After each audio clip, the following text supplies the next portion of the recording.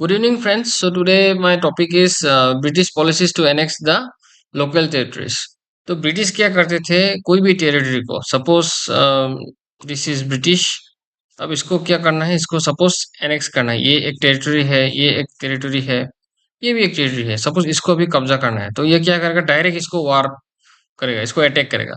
अब इसको अगर ये डायरेक्ट अगर अटैक करेगा तो क्या होता है, बहुत इकोनॉमी का लॉस होता है, मिलिट्री का एक्सपेंडिचर होता है। ओके, तो अब क्या है कि ब्रिटिश इसको इनडायरेक्टली इसको एनेक्स करेगा। कैसे? With the help of two policies, that is the subsidiary alliance and the doctrine of lapse. ये दो है। सो आज के टॉपिक में हम लोग सिर्फ सब्सिडियरी अलायंस को हम लोग डिस्कस करेंगे। Okay, now what is this subsidiary alliance? देखो, सपोज ये एक किंग है, ये भी एक किंग है, king one and king two. अब क्या है कि ये किंग वन जो है ये ब्रिटिश के साथ बहुत ही फ्रेंडली है। ठीक है, ब्रिटिश के साथ बहुत ही फ्रेंडली है। कौन सा किंग का? किंग वन का है। और किंग वन को किंग टू से खतरा भी है। अब क्या करता है कि ब्रिटिश एक एक प्रपोजल देता है कि चलो ठीक है, मैं अपना जितना भी आपका ब्रिटिश ट्रूप्स है मैं आपको यहाँ पे एज ए बॉडीगार्ड में रखेगा। आपको क्या करना है कि ये बॉडीगार्ड को आपको मेंटेन करना है, इसको खाना पीना देना है, इसको सैलरी देना है, आप इसको मेंटेन करो। और अगर कोई भी एक्सटर्नल थ्रेट ये किंग से या फिर किसी से भी अगर कोई भी अगर एक्सटर्नल थ्रेट आता है तो ये जो आपका जितना भी आर्मी है, आपका जो ये टेरिटरी है, इसको आप इनको प्रोटेक्ट करेंगे। ठीक है, तो किंग ने बोला कि ठीक है, वेरी गुड। तो ये यही है आपका सब्सिडियरी अलायंस। अब बात ये है कि अगर किंग ब्रिटिश के आर्मी को रख के उसका टेरिटरी का अगर प्रोटेक्शन करेगा तो इसमें बहुत इसका नुकसान ही है। ये बाद में इसको पता चलता है। ठीक है, लेकिन इसके पास भी कोई ऑप्शन भी नहीं है क्योंकि ये लगातार अटैक करता रहता है और भी थ्रेट्स है। ठीक है, और ब्रिटिश भी बहुत ही ल्यूक्रेटिव प्रपोजल्स देते हैं। तो क्या करता है कि इंडियन किंग्स जो होते थे इसको एक्सेप्ट कर लेते थे। इनमें से फर्स्ट जो किंग था जिसने सब्सिडियरी अलायंस को एक्सेप्ट किया था, that was the Hyderabad state. Okay, so we'll discuss about all this in the next topics. So let's come to the topic. देखिए, ये जो सब्सिडियरी अलायंस जो है ये क्या है, इट वाज अ सिस्टम पर Indian rulers surrendered their power and sovereignty in exchange of British protection. ठीक है, जैसे कि मैंने ये बोला था कि ये जो इंडियन जो रूलर है इसने क्या किया था कि इसने अपना सोवरेनिटी और इसने पावर जो है किसको सरेंडर कर दिया? ब्रिटिश को। ब्रिटिश तुम ही हमको बचाना, हमको कोई भी अगर अटैक करता है तो तुम ही हमको बचाना। तो ऐसे होने से क्या होता है कि ये जो किंग जो होता है ना वो पपेट किंग बन जाता है। ब्रिटिश जो बोलेगा ये वही करेगा। ओके, सो यही आपका यहाँ पे ये बोला गया है कि it was a system it was a system where means like the rulers used to surrender their powers and sovereignty in exchange of British protection. Okay, और आपका क्या है कि ये जो सिस्टम है इसमें क्या होता है कि इंडियन रूलर्स जो होता है कि वो ब्रिटिश का पॉलिसीज को एक्सेप्ट करता है, और जो ब्रिटिश ट्रूप्स जो भी होता है, ब्रिटिश आर्मी को वो अपने टेरिटरी के अंदर में उसको रखते हैं। और ब्रिटिश के आर्मी को वो लोग पे भी करता है। ठीक है, और इन रिटर्न क्या होता है कि ब्रिटिश ये कंपनी जो है प्रॉमिस करता है कि ठीक है हम तुमको प्रोटेक्ट करेगा दूसरे किंग से और दूसरा कोई भी थ्रेट से। ठीक है, और इससे क्या होता है, means like this led to the loss of autonomy for the Indian rulers and increase British influence in their internal affairs. जैसे कि मैंने ये बोला है कि सपोज ये जो किंग इसके अंडर में है, ये ब्रिटिश अगर प्रोटेक्शन लेता है तो अगर ये king suppose he wants to trade with suppose Sri Lanka, तो ब्रिटिश बोल देगा कि नहीं। अगर ये किंग बोलेगा कि that I want to do trade with France, कोई फ्रांस का टेरिटरी से, इंडिया में ही फ्रांस का जो कॉलोनी है मैं उससे अगर कोई ट्रेड करना चाहता हूँ तो ब्रिटिश बोलेगा कि no you cannot do that. तो इसका ये है कि ये जो लोकल किंग जो है सब्सिडियरी अलायंस साइन करने के बाद अपना जो भी अथॉरिटी ऑटोनॉमी जो भी है वो सब कुछ सरेंडर कर देता है। He is not able to rule upon his own wish, मेरा वचन ही शासन है, वो चला जाता है। ठीक है, this is the concept, this has been explained. Now coming to the why subsidiary alliance was required by the British. British को ये सब्सिडियरी अलायंस क्यों जरूरत था? अब देखिए, सपोज ये एक ये एक टेरिटरी है। ब्रिटिश इसको क्या करना चाहता है, सपोज इसको कब्जा करना चाहता है। ठीक है, कब्जा करना चाहता है इसको। अब क्या होगा कि अगर इसको अगर कब्जा करने से ब्रिटिश क्या करता है, इसको डायरेक्ट वॉर में चला जाता है। डायरेक्ट वॉर में जाने से क्या होता है, मिलिट्री का जो एक्सपेंस होता है वो बहुत ही बढ़ जाता है, बहुत बढ़ जाता है। तो इसलिए क्या होता है कि ब्रिटिश क्या करता है कि एक कोई प्रपोजल्स देता है कि चलो ठीक है, आपका टेरिटरी में हम लोग अपना आर्मी रखेंगे, जो भी है सब कुछ रखेंगे, आप ही इसको मतलब मेंटेन कीजिएगा, अगर उसके बदले में आपको हम लोग प्रोटेक्शन देंगे दूसरे किंग से। अगर कोई भी दूसरा किंग अगर आपको कोई अटैक करता है, then we will always protect you. ठीक है, तो ये आपका जो है ये सब मतलब ये प्रपोजल्स था। तो यही आपसे subsidiary alliance.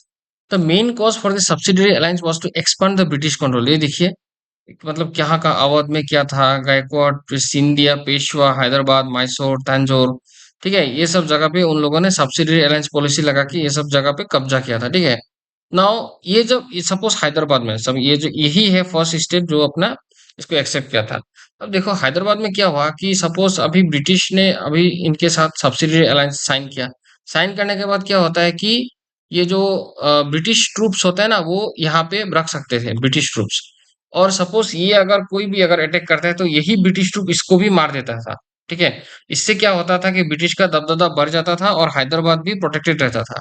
Okay, all the military troops were financed by the local ruler. अब ये जो यहाँ पे जो मिलिट्री रूलर जो होते थे इसको कौन फाइनेंस करते थे?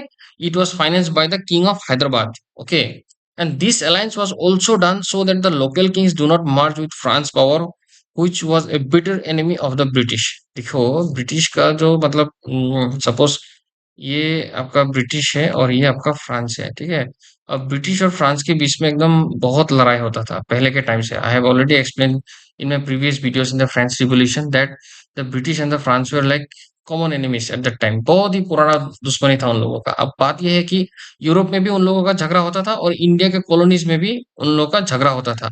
अब ब्रिटिश ये कभी नहीं चाहेगा कि हैदराबाद मतलब किसी फ्रांस टेरिटरी के साथ मतलब उसको कोई डिप्लोमेटिक रिलेशंस रखे। तो दैट इज व्हाई वो लोग क्या करते हैं, सब्सिडियरी अलायंस साइन करने के बाद मतलब क्या होता है कि उनका फॉरेन पॉलिसी भी कंट्रोल करने लगता था ये ब्रिटिश लोग। ठीक है,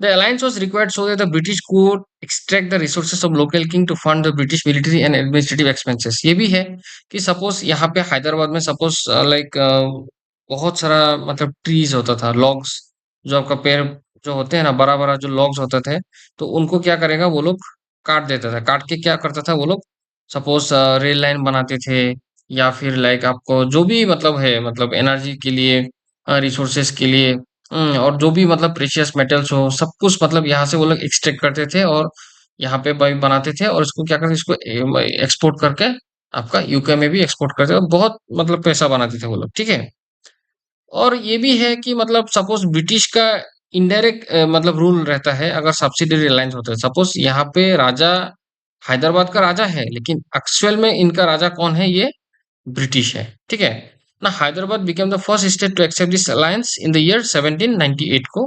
मतलब ये आपका हैदराबाद स्टेट था जिसने ये पहले मतलब इसको साइन किया था।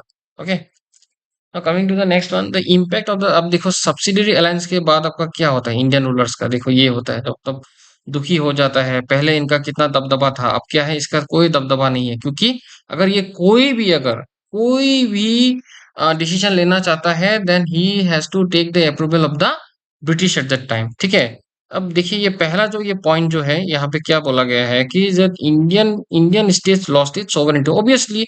सपोज अगर आप ब्रिटिश का अगर हेल्प लोगे, अगर ब्रिटिश का ट्रूप्स अगर अपने ही घर में रखोगे, सपोज आपका ये घर है और आपका घर में आपने किसी मतलब किसी को ऐसे बुलाया जो आपका घर को प्रोटेक्ट करता है। ठीक है, इसका मतलब ये है कि घर का मालिक आप नहीं है, वही है, ये जो बोलेगा आपको वही करना पड़ेगा। और दैट इज वाई यही बोला गया है कि Indian states lost its sovereignty, it lost their independence in foreign affairs. वही तो सपोज अगर ये king if he wants to make a relation with France, trade relation, military alliance या कुछ भी अगर करना चाहता है फ्रांस के साथ, तो वो नहीं कर सकता था बिकॉज ब्रिटिश इसको ऑब्वियसली इसको मना कर देता है। ठीक है, now see maintaining British troops drain the state resources. अब यहाँ पे जो भी आर्मी जो है इस आर्मी को आपको मेंटेन करने के लिए किस कौन पैसा देता था, इसकी लोकल किंग्स ही इसको पैसा देता था। और ये जो ब्रिटिश का जो आर्मी जो है अगर ब्रिटिश कमांड करेगा go and attack this territory, तो वो लोग जाके अटैक कर देता था किसके पैसे के, ये लोकल किंग का पैसा पे। ठीक है, इकोनॉमिकली भी वो लोग मतलब वीक हो रहे थे ये सब्सिडरी अलायंस की वजह से। ठीक है, तो this system allowed the British to control vast regions without direct rule, vast regions without direct rule, paving the way for their dominance over India. देखिए मतलब ये लोग क्या होते थे, सपोज यहाँ पे ब्रिटिश हैदराबाद जो है यहाँ पे राजा हैदराबाद का ही है, मतलब हैदराबाद का जो राजा है वो वही है, लेकिन एक्चुअल में राजा कौन है, वो ब्रिटिश है। ठीक है, तो दीज वेर, मतलब मैंने ये 4 पॉइंट ही दिया है, मतलब अब इतना काफी है। तो impact of this subsidiary alliance on Indian rulers. ठीक है, तो ये तीन, मतलब आप एग्जाम में आप लिख देंगे तो आपको मार्क्स जरूर मिल जाएगा। पहले आपको ये लिखना है कि ये सब्सिडियरी अलायंस क्या है। मैंने ऑलरेडी आपको ये कॉन्सेप्ट दे चुका हूँ कि सब्सिडियरी अलायंस क्या है। उसके बाद ये है कि ये सब्सिडियरी अलायंस ब्रिटिश के लिए इतना जरूरी क्यों था। ओके, उसके बाद आपको ये लिखना है कि इसका इम्पैक्ट क्या है, सब्सिडियरी अलायंस का, मतलब इंडियन रूलर्स के ऊपर। ठीक है, तो with this my topic ends today. अगर आपको अगर कोई भी टॉपिक, मतलब if you want that I should make video on any other topics, then you please give say me in the comment section. Okay, so thank you, please like comment and subscribe, इसको share भी कीजिएगा। ठीक है।